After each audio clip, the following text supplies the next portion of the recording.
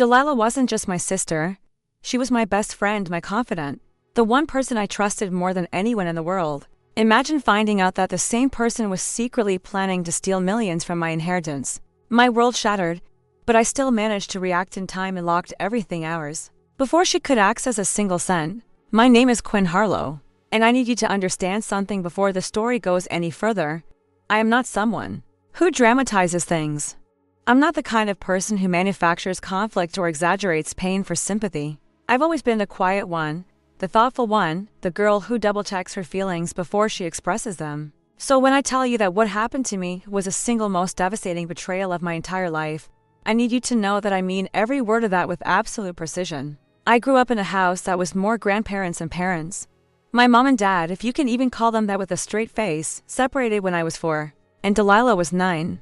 They didn't so much abandon us as they slowly dissolved from our lives, like sugar in warm water. Until one day we looked around, and they were simply gone. Our maternal grandparents, Eleanor and Russell Harlow, stepped in without hesitation. Grandma Eleanor was the kind of woman who made every room feel warmer just by walking into it. Grandpa Russell was quieter, steadier, the kind of man who showed love through action. Fixing things, building things, showing up. They were the architecture of everything I knew about what family was supposed to mean. Delilah and I grew up in their home in rural Virginia, a big cream-colored house with a wraparound porch, and a garden that Grandma Eleanor treated like her third child. We shared a room until I was 12. We stayed up late whispering about boys, about dreams, about what our lives would look like when we finally got to choose them ourselves. Delilah was always the more vivid one, louder, funnier, quicker with a smile. People gravitated toward her. I admired her endlessly. She was everything I wasn't, and I thought that meant we complemented each other perfectly. I thought that was why we worked so well together. I didn't understand yet that imbalance can be exploited just as easily as it can be celebrated. When I was 19, Grandpa Russell had a stroke. He recovered partially but never fully, and the decline was slow and painful to watch. Grandma Eleanor's health followed his, the way long married couples sometimes mirror each other even in illness. Within 14 months, they were both gone. Russell first, then Eleanor, 6 weeks later. The doctor said her heart gave out. I think she simply didn't want to be here without him. I understood that more than I could say out loud at the time. The grief was enormous. But grief, at least, was something I knew how to hold. What I didn't know how to hold was what came next, the meeting with the estate attorney, the reading of the will, the revelation that my grandparents had been quietly building a trust fund for both of us for over 2 decades. Nearly $4 million, split equally between Delilah and me.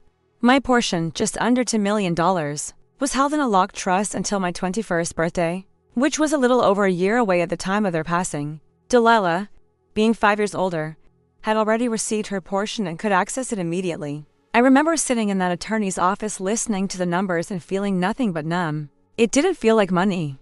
It felt like the last thing my grandparents would ever give me, and the weight of that was so much heavier than any dollar amount could carry. Delilah squeezed my hand across the table. She leaned over and whispered, "They took care of us, Quinn. Even at the end." I cried.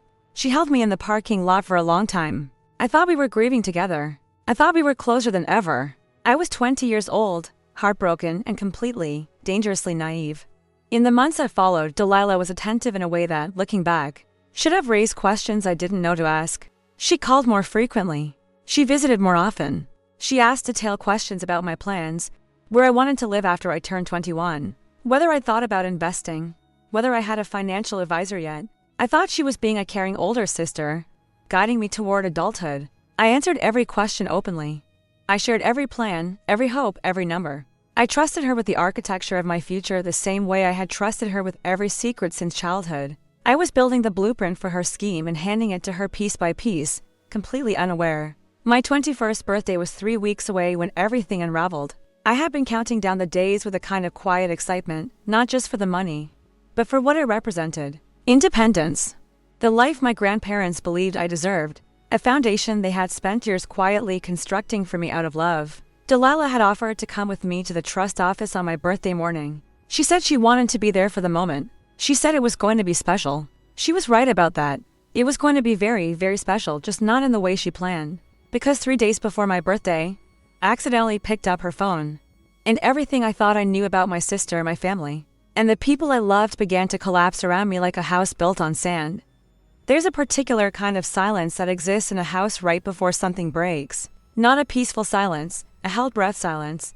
The kind where the air feels slightly too thick and your body knows something your mind hasn't processed yet.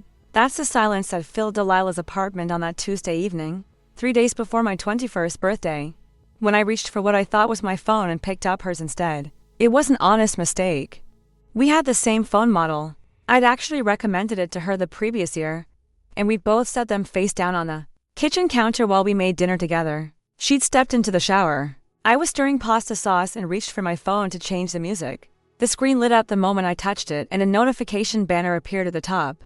I glanced at it automatically, the way you do. 1 second of casual attention that changed everything. The name on the notification was Attorney Marsh. I knew that name. It had been mentioned during the estate proceedings, not as her primary attorney, but in a peripheral way I hadn't paid much attention to at the time. Something about a secondary review. I hadn't thought about it since. But seeing it appear on Delilah's phone at 9:30 on a Tuesday night sent a cold, specific feeling straight through my chest. Not alarm exactly. More like the sensation of a note played slightly out of tune, wrong enough to notice, subtle enough to make you question whether you heard correctly. I should have put the phone down. I know that's what some people would say. I know there's a version of the story where respecting her privacy means I never find out the truth, until it's too late. But something instinct fate. Grandma Eleanor watching over me from wherever she was, made me swipe the notification open.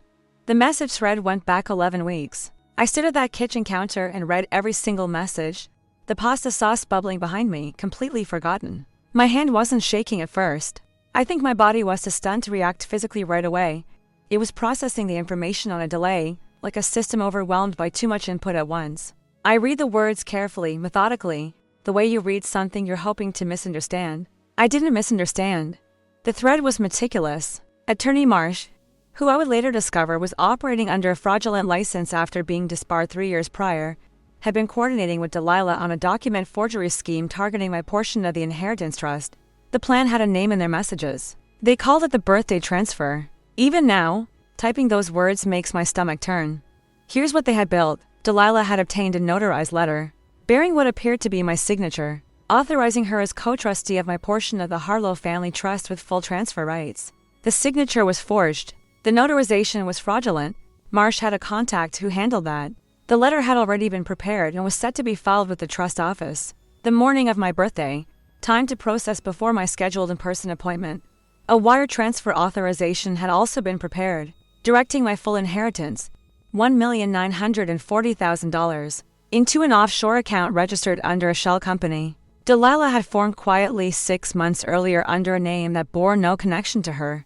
The timeline was designed so that by the time I walked into that trust office, expecting to claim my inheritance, the funds would already be in motion. International routing. Multiple hops across jurisdictions chosen specifically for their limited cooperation with American financial investigations. By the time any flag was raised, the money would be effectively gone.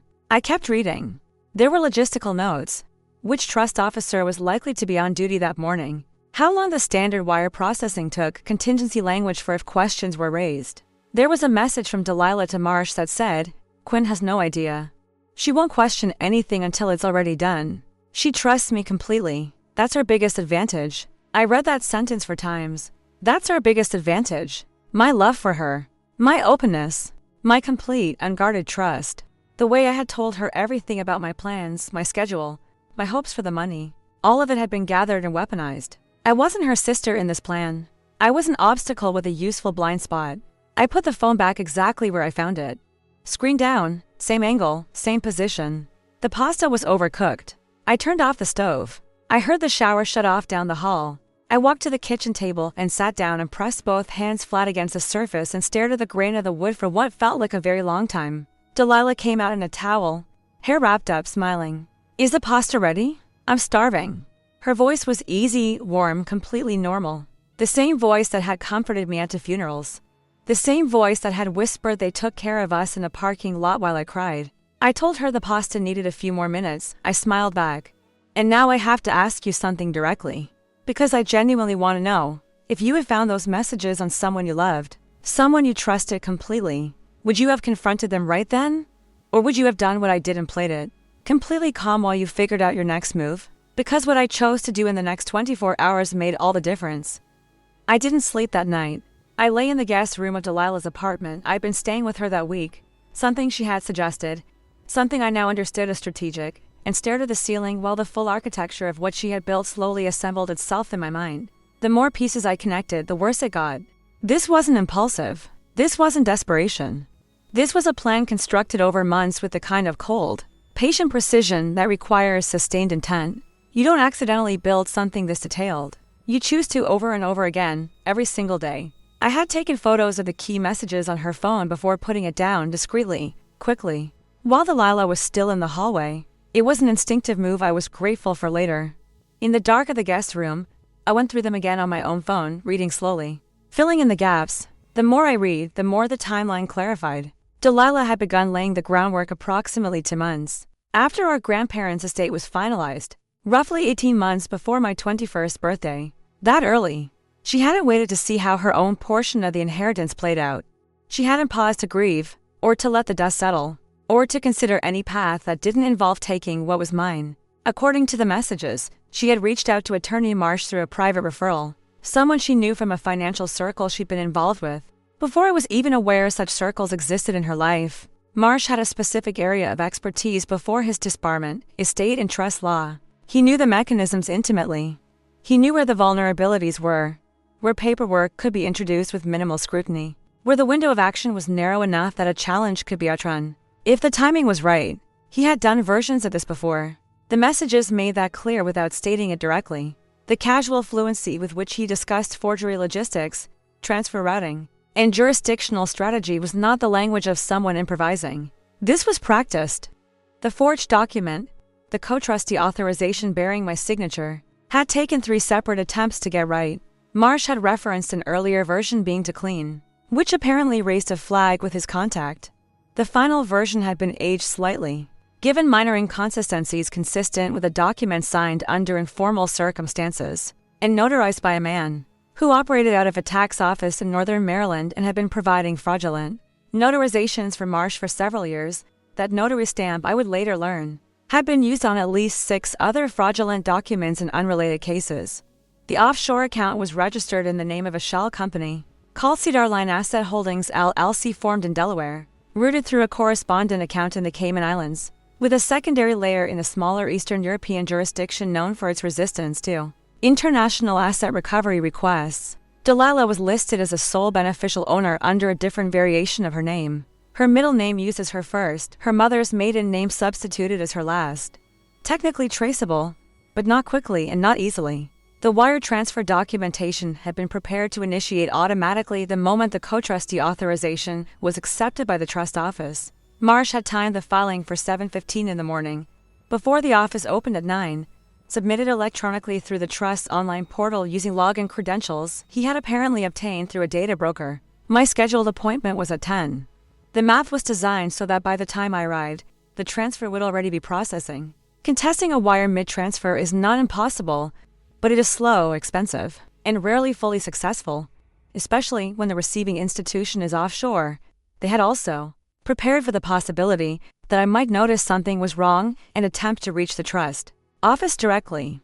There were messages discussing a contingency, a follow-up call from a number registered to a fake legal firm, designed to intercept any inquiry I made and redirect it with reassurances. A human buffer built into the scheme to buy 12 additional hours. 12 hours was all they needed. What shattered me most, reading all of this in the dark, wasn't the sophistication of the fraud. It was the intimacy of the intelligence behind it. Delilah knew my appointment time because I had told her, excited to have her there. She knew which trust officer I'd likely encounter because I had mentioned a name from a previous meeting. She knew I wouldn't arrive early because she knew I wasn't a morning person. She knew I wouldn't have an attorney present because I had told her, laughing, easy, trusting, that I didn't think I needed one for what was basically just a check-in appointment. She had asked all the right questions, and I had answered every single one. I had given her the map to my own undoing with a smile on my face, because I thought she was asking out of love. There was one more message I keep coming back to even now, sent by Delilah to Marsh, late on a Sunday night, about 6 weeks before my birthday. It said, "She told me today she's planning to use some of it to buy a house near me so we can be closer." I nearly felt bad. Nearly. Double quotes nearly. She nearly felt bad about stealing $2 million from the sister, who wanted to live close to her. Nearly, and then she kept going anyway. I put my phone down on the nightstand, Outside, I could hear the city, distant traffic, a dog somewhere. Ordinary life continuing in complete indifference to the fact that mine had just been gutted. I didn't cry. Not yet. There would be time for that later. Right now, I had about 48 hours before my birthday, and I had absolutely no intention of letting her finish what she started. By 5 in the morning, I had a plan. Not a revenge plan. Not something dramatic or reckless born out of the white-hot anger I absolutely felt humming underneath everything. A clean, precise, legal plan, the kind that would hold up, that would protect me completely, that would close every door she had spent months carefully opening. I had spent the dark hours between midnight and dawn thinking through every step. When the first gray light started coming through the curtains, I was ready. The first thing I did was find the direct contact for the senior partner. At my grandparents' estate firm, not the general line, but the personal number included in the estate documentation I had stored in my email. His name was Gerald Whitmore, and he had handled the Harlow Trust from the beginning. It was 5:45 in the morning. I called him anyway. He answered on the fourth ring, voice groggy but alert the moment I told him why I was calling. I was calm. I don't fully understand how, but I was. I laid out what I had found in a clear, sequential order, the messages, the co-trustee authorization, Attorney Marsh, the shell company, the timing. I had the photos ready to forward while we spoke. Whitmore was quiet for most of it, asking only clarifying questions, the kind that told me he was processing fast and taking every word seriously. When I finished, he was silent for a moment.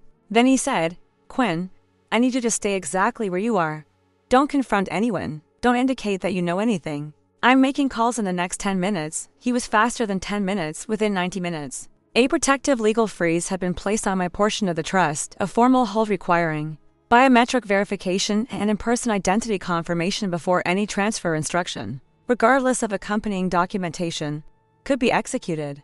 This freeze superseded any co-trustee authorization already in the system or submitted subsequently. The trust office's compliance officer was notified directly. The electronic portal through which Marsh had planned to file the forged authorization was flagged for monitoring. By 8 in the morning, Whitmore had also contacted the Maryland State Bar's Fraud Division regarding Attorney Marsh. The fraudulent notary in Northern Maryland was reported to state authorities. Within hours, investigators had identified Marsh's prior cases and began a broader inquiry that would eventually lead to multiple criminal charges. But that came later. What mattered that morning was that every pathway Delilah had constructed was being sealed, one by one, quietly and completely. I remained at Delilah's apartment through all of this. I made coffee. I sat at her kitchen table while she slept and answered messages from Whitmore, forwarded documents, confirmed details. She emerged around 8:30 looking relaxed, wearing a sweatshirt I recognized from college. She asked if I wanted to get breakfast before my big day tomorrow. I said yes. I ate eggs across from her at a diner down the street and watched her talk about nothing. A show she was watching, a friend's recent drama, plans she was supposedly making for a trip. And I understood something about human beings that I hadn't fully grasped before. People are capable of extraordinary performance when they believe the audience doesn't know the show is happening. She was performing for me. She had been for months, maybe longer. I performed right back. My birthday morning arrived with a particular clarity. That comes after a sleepless night of purposeful action. I was at the trust office at 9:45. I verified my identity in person, biometric confirmation, photo ID, the works. Gerald Whitmore was present. The transfer Delilah had arranged had indeed been submitted electronically. At 7:18 that morning, just as planned, it had been automatically flagged and held by the freeze placed the previous day. The forged co-trustee authorization had been received and immediately quarantined for the fraud investigation. Every piece of the mechanism she had built had activated exactly on schedule and met a wall at every single turn. The funds were released to me at 10:22. The full amount, untouched, exactly as my grandparents intended. I walked out of that building into the morning sun and stood on the sidewalk for a moment, just breathing. I had won. But the word won felt complicated because winning implied a competition. And you can't really win something that should never have been a contest to begin with. What I felt wasn't triumph. It was more like the particular exhaustion that comes after surviving something. The kind where your body finally lets itself feel what the adrenaline had been holding back. I texted Delilah, everything went perfectly. "See you tonight?" She replied within seconds, a string of celebration emojis and "so proud of you, sis. Can't wait to hear everything." I stared at that message. Then I put my phone in my pocket and went to get coffee alone and thought carefully about what came next. Because I had protected myself. I had locked everything. I had ensured she couldn't touch a single cent. But there was still something left to do, and I had been thinking about exactly how to do it since 5 in the morning the day before. Tonight, she was going to find out that I knew, and she was going to learn it not through a phone call, not through a letter, not through a lawyer. She was going to learn it face to face, looking directly at me, the person she had looked at her whole life and seen nothing but a resource. I wanted to be there when the mask finally came off. She arrived at my apartment at 7 with champagne and flowers.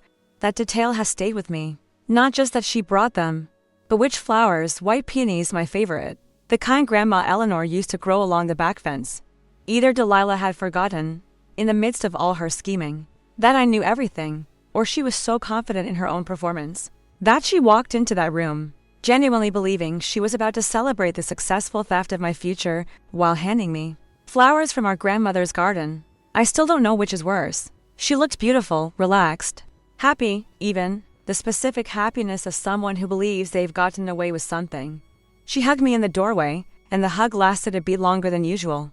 The kind you give someone when you're flooded with private relief. I hugged her back. I didn't flinch. I had been preparing for this moment since before sunrise, and I had made a decision about how it was going to go. No yelling, no tears, no accusations delivered in a shaking voice. Clean, controlled, irrefutable.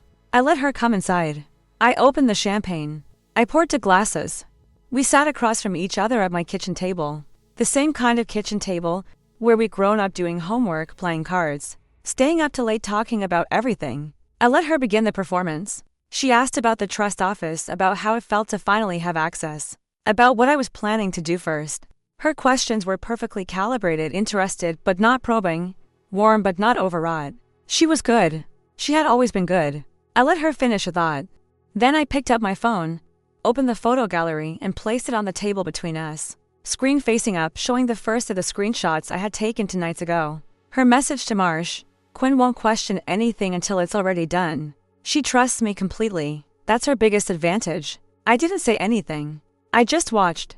The change in her face happened in stages. First, the specific blankness of someone whose brain has received information it wasn't prepared for.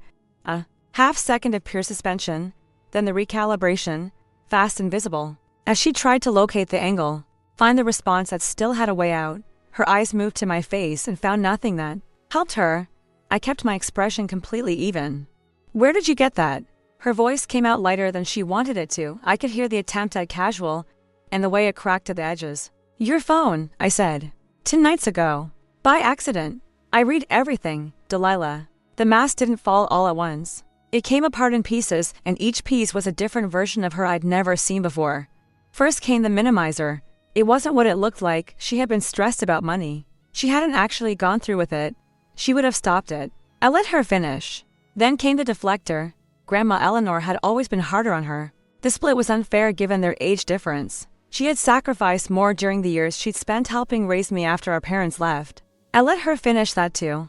Then came the apologizer, trembling chin, eyes filling, voice going soft, and I watched it all without moving toward her, which seemed to destabilize her more than anything else I could have done. And then, when the softer strategies ran out, came the version I'd never seen from her, raw and ugly and real. She said that I had always had it easier.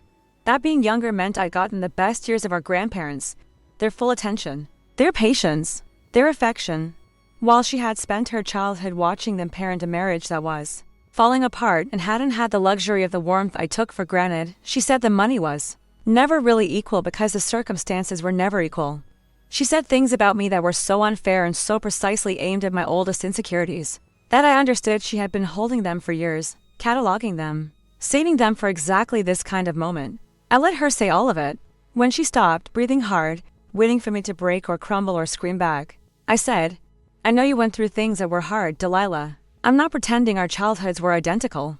But you were going to take everything. Not because you needed it, your inheritance was the same as mine. You were going to take it because you decided you deserved it more. And you built an entire plan around the fact that I loved you too much to suspect you. She didn't have an answer for that. She cried again, but differently this time. Not the performed tears of the apologizer. Something older and less controlled. I don't know if it was guilt or grief or something else entirely. I've thought about it many times since. I need to ask you, because I genuinely want your perspective on this when someone you love shows you, in the most undeniable way possible, who they really are. Do you believe people can change? Or is there a version of betrayal that simply ends a relationship, no matter how much history you share? Because I've been sitting with that question ever since she walked out of my apartment, and I still don't have a clean answer. What I do know is what happened next, and it changed everything about how the story ends. Delilah left my apartment that night and I closed the door behind her, and in the months since, I've returned to that moment more times than I can count. Not because I regret it, not because I wish I had said something different or held the door open a moment longer, or called after her as she walked down the hall. I return to it because it marks a clean division in my life, the before and the after, and I'm still learning to live fully on this side of it. We haven't spoken. Not once, not briefly, not accidentally. She hasn't called. I haven't either. The legal process moved forward without requiring much direct engagement from me. Attorney Marsh was formally charged. The fraudulent notary was investigated as part of a broader case, and Delilah was interviewed by investigators. I don't know the full outcome of that yet. My attorney advises me not to discuss the active elements publicly, and I respect that. What I can tell you is that my inheritance is safe, it's mine, and not a single cent of it was touched. But here's the thing that nobody tells you about winning a situation like this. It doesn't feel the way you think it will. When the threat is neutralized and the money is secure, and the person who hurt you is out of your life, you expect some version of relief that stays. You expect the clarity to be clean and permanent. What actually happens is more complicated. The relief comes, yes, but underneath it is grief that doesn't know how to organize itself. Because it's not grieving a death, it's grieving a relationship that was real, at some point in some form, and then became something else without you knowing when the shift happened. I've thought a lot about Delilah, and what I now understand about who she is. I don't think she was born calculating. I think something in her accumulated resentment, comparison, a particular narrative she built over years about what she was owed, and what had been withheld from her. And that accumulation became a kind of architecture she lived inside so completely she couldn't see it anymore. That doesn't excuse anything, but it does explain something I needed to understand for my own peace. She wasn't a monster who had been hiding her whole life. She was a person who made choices over and over until the choices made her. What hurts most, honestly, is not the scheme itself. It's that sentence she sent Marsh. She told me today she's planning to buy a house near me so we can be closer. I nearly felt bad. Nearly.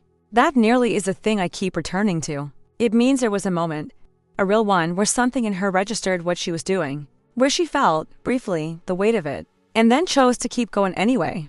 That choice, in some ways, is more painful than if she had felt nothing at all. It means she knew. She saw me clearly enough to feel something, and she overrode it. I think about my grandparents constantly. Eleanor and Russell built what they built out of love. A long, patient, devoted love for two granddaughters they hadn't planned on raising but raised anyway without complaint, with everything they had. They wanted to give us a foundation. They wanted to give us a beginning. I believe with everything in me that they would be heartbroken at what happened. But I also believe they would want me to do exactly what I did, protect myself, act with integrity, and keep moving forward. My inheritance has given me things I'm grateful for every single day. Stability, freedom, options I didn't have before. But the most important thing it gave me wasn't financial. It was the moment of clarity that came from having to fight for it. Because in fighting for it, I learned how to see people more accurately. I learned that love and loyalty are not the same thing. I learned that history with someone, years of it, a whole childhood of it, does not automatically mean they are safe. I learned that trusting people is still worth doing. But that trust extended without any discernment isn't wisdom. It's an open door that some people will walk through without a second thought. I'm 21 years old. I'm building a life I'm genuinely proud of. I have friends who show up consistently, a therapist I trust, and a much clearer understanding of what I need from the people I let close to me. I'm not bitter. I've worked hard not to be because bitterness would mean she got something else from me she didn't earn. But I am different. Quieter in certain ways, more deliberate in others. I choose more carefully. I observe longer before I open. That's not damage. That's education. To anyone watching this who has been betrayed by someone they loved completely, I want you to know that the grief of that is real, and it is allowed. You don't have to be fine immediately. You don't have to wrap it up in a lesson and move on before you've actually felt it. Give yourself the time. Give yourself the honesty. And then, when you're ready, give yourself permission to protect yourself without apology, because protecting yourself is not the same as closing yourself off from love. It just means you've learned that love worth having doesn't require you to leave the door unlocked. For anyone who knocks, my grandparents loved me enough to build me a foundation. The least I can do is build something worthy on top of it. That's exactly what I intend to do.